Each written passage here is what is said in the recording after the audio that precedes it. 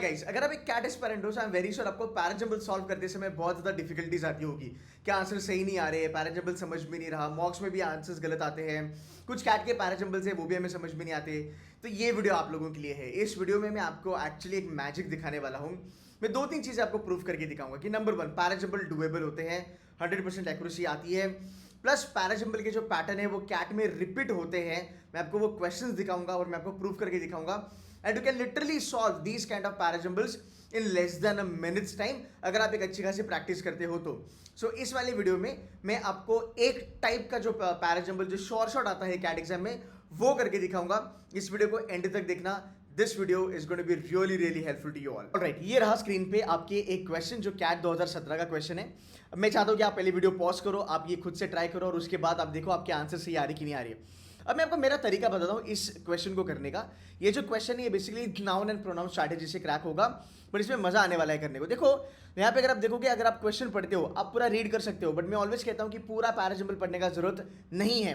Y? Because जितना आप ज्यादा रीड करोगे उतना आप ज्यादा कंफ्यूज होगे और आपको लगेगा कि हर एक सेंटेंस जो दिया है वो ओपनिंग हो सकता है। बिकॉज हमारी गलती क्या होती है, हम ओपनिंग फाइंड आउट करने में चले जाते हैं।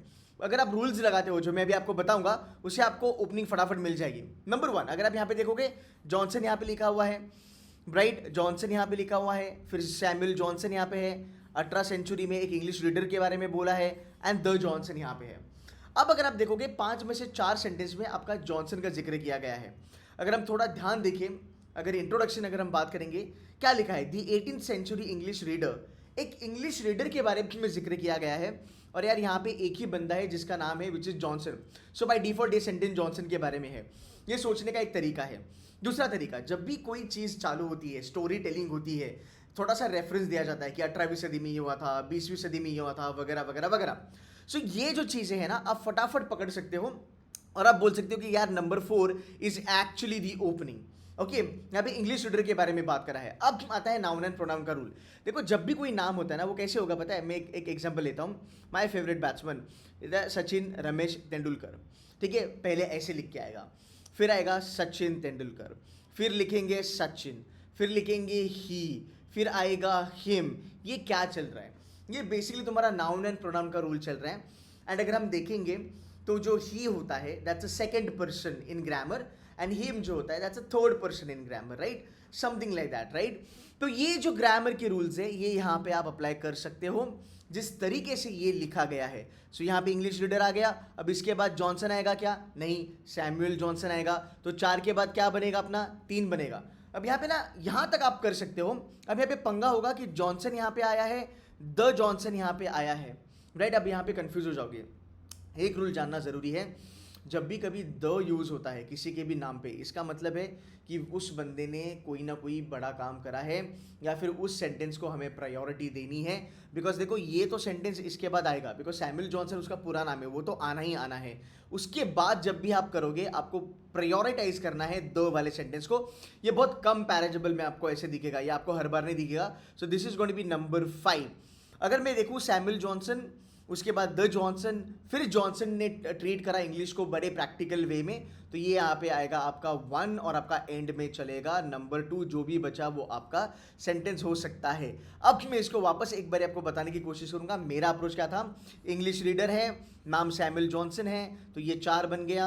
उसके बाद ये 3 आया, द जॉनसन, भाई यहाँ पे 5, फिर Johnson which is number 1 and then number 2। आप बोलोगे सर यहाँ पे भी जॉनसन है, बट यहाँ पे जो जॉनसन का जिक्र किया गया है वो सेंटेंस के स्टार्ट में नहीं हुआ है।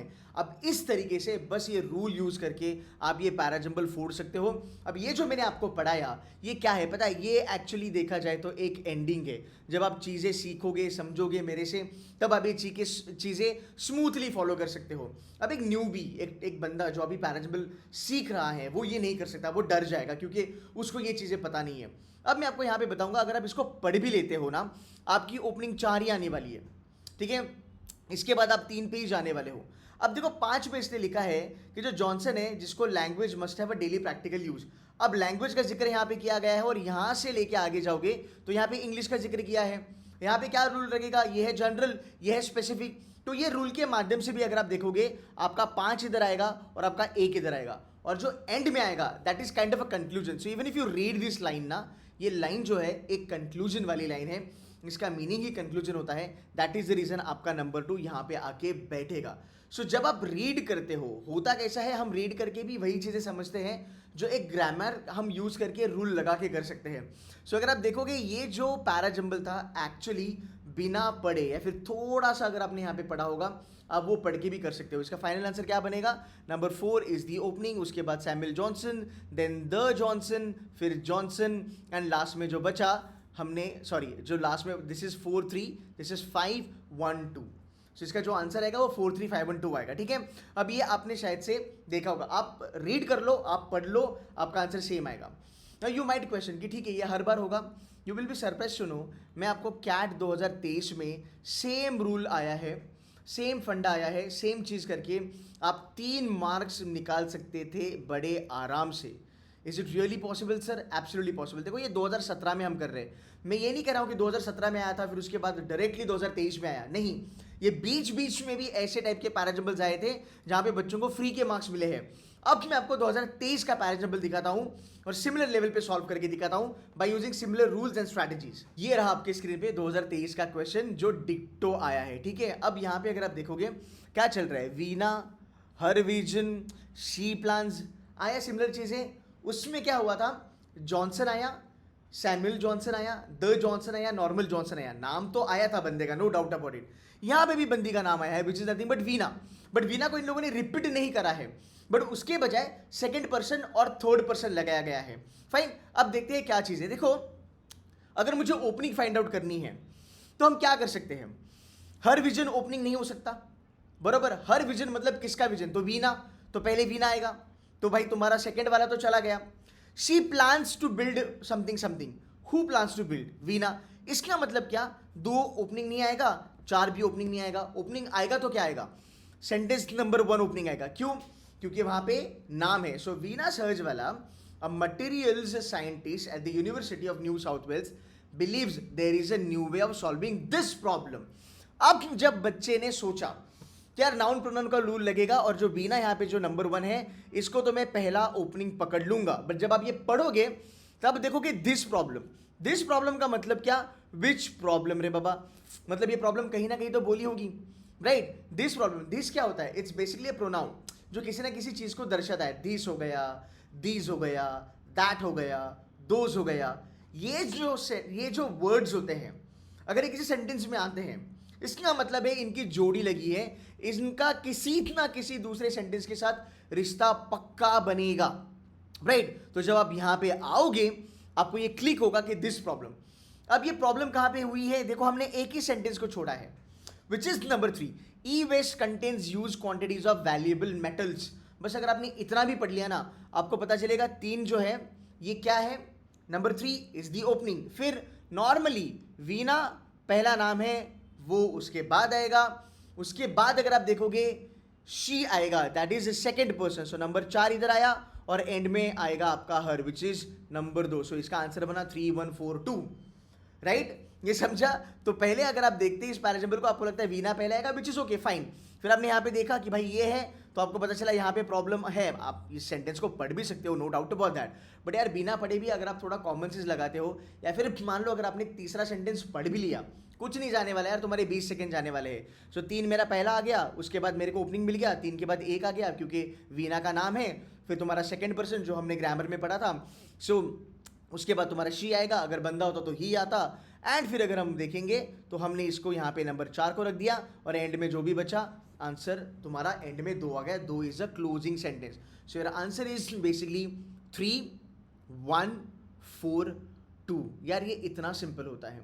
जब मैं कहता हूँ बच्चों को कि भाई 100% एक्यूरेसी तो पॉसिबल है, अब इमेजिन करो ऐसे भी बच्चे होंगे 2023 की कैट में जिनका ये सेंटेंस गलत गया होगा, अब ये गलत जाना ही नहीं चाहिए ना। मैं ये नहीं कहूँगा कि आपको ये इमीडिएटली आएगा, पहले तो जब आप ये वीडियो देख रहे हो आप ये सोचोगे कि यार ऐसा भी हो सकता है क्या, because I am very sure जो भी वीडियोस आपने यूट्यूब पे देखे या फिर जो भी वीडियोस आपने अपनी फैकल्टी से जो भी पढ़ा है, क्लासरूम कोचिंग हो, ऑनलाइन कोचिंग हो, उनका अप्रोच सेम होता है। क्या करना है, पहले रीड करो, पूरा टाइम दो, रीड करो, 2 मिनट वहाँ पे वेस्ट करो, फिर उसके बाद ओपनिंग के फंडे में चलो, ओपनिंग ढूंढने की कोशिश करो। अब ऐसे करते करते ना तुम्हारे पैराजंबल के 10 मिनट, एक पैराजंबल 10 मिनट में क्रैक होता है। You get it my point. हाँ, आपका आंसर सही आएगा, no doubt about it, but मेरी तरीके से अगर आप देखोगे, आपका आंसर 1 से लेके 1.5 मिनट में सही आ सकता है। आपने कम से कम 8 साढ़े 8 मिनट यहाँ पे आपने बचाए, उसमें आप एक रीडिंग कॉम्पिटिशन कर सकते हो।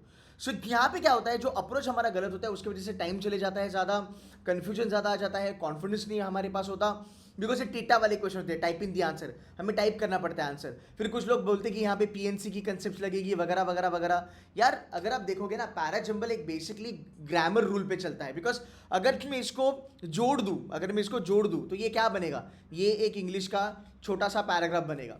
सिंपल सी बात है। तो ये जब चीज़ें आप सीखते हो, जब आप ये मुझसे सीखोगे, जब आप ये प्रैक्टिस करोगे, तब क्या होगा, आप रीडिंग ज़्यादा नहीं करोगे, आप ओपनिंग फाइंड आउट करने के फंडे में नहीं पड़ोगे, बिकॉज ओपनिंग फाइंड आउट करने जाओगे तो हर एक सेंटेंस आपको ओपनिंग लगेगा।